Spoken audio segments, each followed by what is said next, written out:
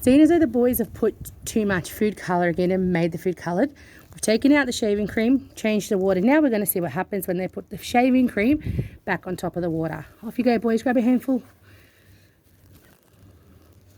Oh, it's so gooey. Gently. Gentle. Okay. Let's see if the water starts to drip down. Yes. The colour starts to drip out of it. That's it, Jay.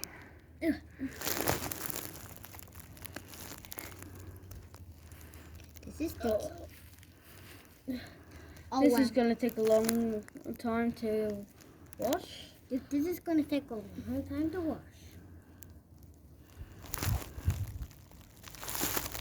Okay, now I'm going to put a couple of drops of food colouring on this. Go.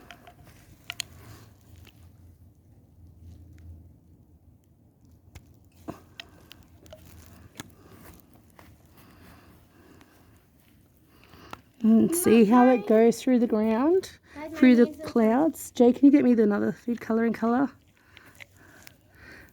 Ooh, it's squishy. Look, it's squishy.